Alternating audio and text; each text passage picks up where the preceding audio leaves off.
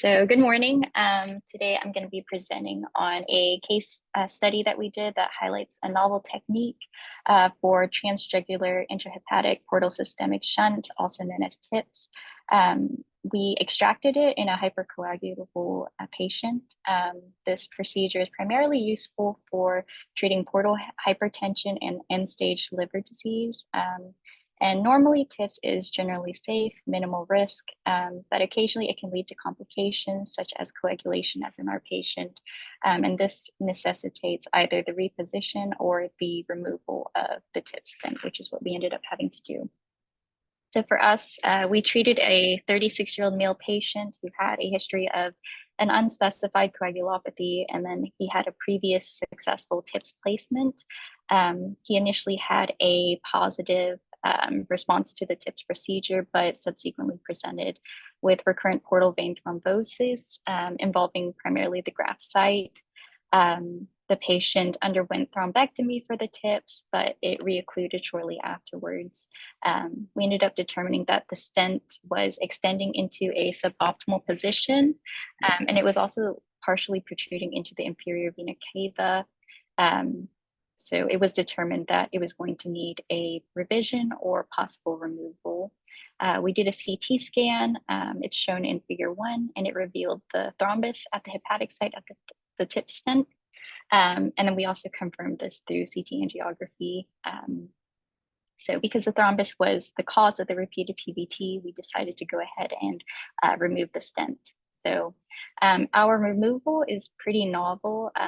We first performed thrombectomy through the right internal jugular vein under ultrasound to remove the clot. And then the next step was what was sort of unique, because we had initially attempted to remove the TIPS using other documented common techniques before having to utilize our own. We first attempted to use a snare in an attempt to grab the hepatic end of the stent, but this was unsuccessful.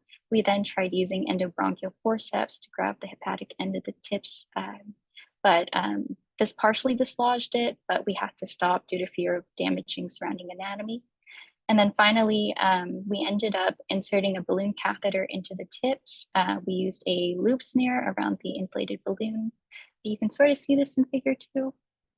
We were able to deflate the balloon while the snare was tightened around the edge of the stent, and this caused it to partially collapse. We pulled on the system, and then the entire balloon graft snare complex was collapsed and able to be removed completely. So following the procedure, the patient was monitored closely. He did not re-occlude, and fortunately no further occlusions were observed. So I wanted to discuss a little bit about what's significant about this case. So TIPS is usually pretty well established and pretty well tolerated. There's not a lot of literature at all about complications that occur. When they do occur, though, it's usually coagulopathies. And our patient was particularly high risk for this. You have altered hemodynamics that result in thrombus formation, which is the main complication that sort of occurs. But because it can occur, even though very rare, it's important to know what to do in the next steps. So pharmacological and interventional approaches are sort of key. So you want to do some sort of anticoagulation therapy to prevent any type of coagulation to begin with. When this fails, or in the cases of stent migration, which tends to be more common into surrounding anatomy, you have to either do a stent replacement, or you have to do a full mechanical stent removal, as in our patient. There's not a lot of literature on proper techniques. There's a lot of risk and benefits depending on what you're trying to do.